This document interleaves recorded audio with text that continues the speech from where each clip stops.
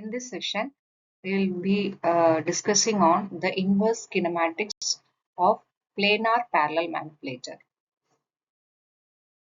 Let us derive the inverse kinematics of double Skara manipulator.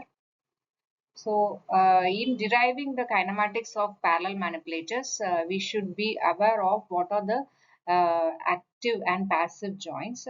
So, here double Skara parallel manipulator. Here, let us say that our B1 and B2, that is as shown here.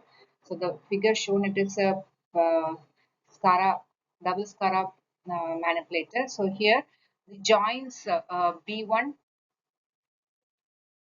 So the joints B1 and B2, right? So these two joints are not activated.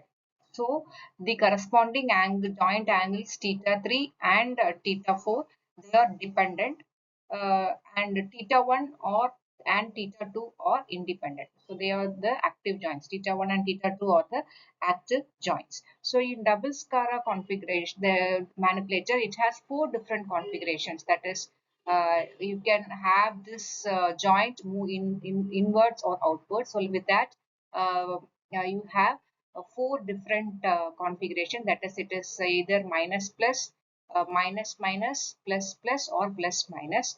So in each configuration, the value of theta 1 and theta 2 will be different. That is, if the it is minus plus configuration, theta 1 will be equal to theta 1 2 minus theta 1 1, whereas the theta 2 is equal to pi minus theta 2 1 plus theta 2 2. And if it is in minus minus configuration, it is theta 1 is equal to theta 1 2 minus theta 1 1, and theta 2 is equal to pi minus theta 2 1 minus theta 2 2. And in plus plus configuration, theta 1 is equal to theta 1 1 plus theta 1 2, and theta 2 is equal to pi minus theta 2 1 plus theta 2 2. So now this is the default configuration. That is, plus minus is the default configuration, and in plus minus, theta 1 will be equal to theta 1 1 plus theta 1 2, and theta 2 will be equal to pi minus theta 2 1 minus theta 2 2, right? So this is for a default configuration, which is plus minus. Now we will derive the inverse kinematics problem. That is, for a given point or at effector position x comma y, what will be the joint angles theta 1 and theta 2. We do not bother about theta 3 and theta 4 because those two joints are passive joints and they are dependent, right? So we will be deriving for theta 1 and theta 2.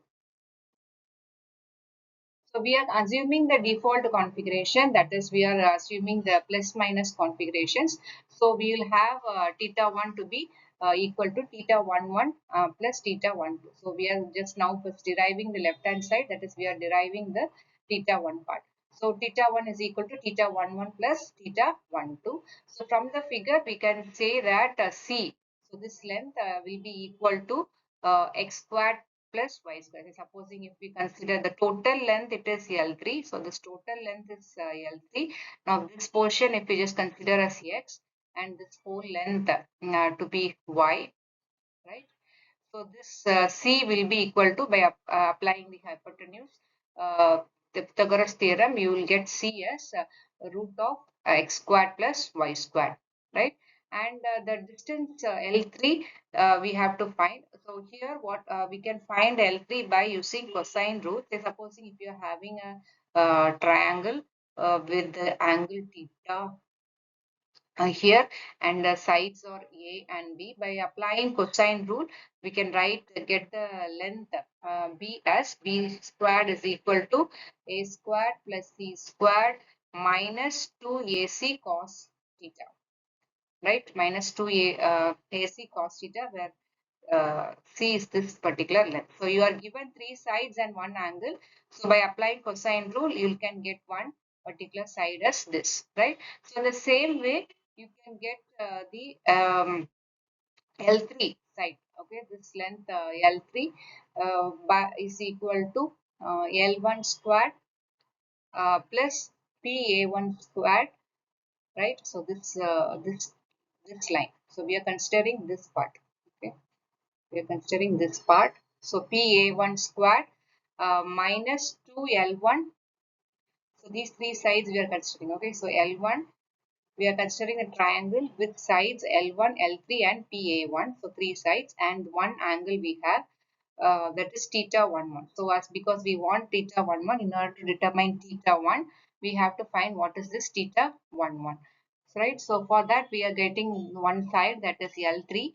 So L3 squared is equal to L1 squared plus PA1 squared minus 2 L1 PA1 cos theta 11. By applying the cosine rule. So from this expression we can find theta 11 to be cos inverse of L1 square plus PA1 square minus L3 square by 2L1 PA1, right? So now we have got theta 11, and we can get theta 12 also. So theta 12, so this is your angle theta 12. So if this distance is x, right, and this is y, we can simply write theta 12 to be a tan inverse of y by x, right? So from that we can get theta 1 angle to be cos inverse of L1 squared plus c squared minus L3 squared by 2 L1 root of x squared plus y squared plus tan inverse of y by x, right? So this is your theta 1 angle. Now coming to the right hand side, so in order to determine the theta 2 angle, we have from the figure again we have E. So this again like how we got for C, you can also get E. E to be, so if this is x means this distance to be L3 minus x. Okay, this is L3 minus x. So E we can write it as root of L3 minus x the whole square plus y square, and theta 21 is direct. So this is your theta 21 angle. So theta 21 it is direct. It is simply tan inverse of y divided by L3 minus x, right? So theta 21 we have got it directly, and now we have, in order to find theta 2, we want theta 22, right? So we want to find theta 22 also, right? So again, by applying the cosine rule for this part of the manipulator, that is L4, L2, and this is E. So this is your theta 22 angle. So again, by applying the cosine rule, you can get L4 square is equal to L2 square plus E square minus 2 L2 E cos theta 22. And from this, we can get cos theta 22 to be cos inverse of L2 square plus E square minus L4 square divided by 2 L2 into E, right? So theta 22 directly just by substituting in that configuration, that is theta 22 is equal to pi minus theta 22 uh, minus theta 21. So with that we just substituting the value for theta 22 and 21, we'll be getting the expression for theta 2 as this, right?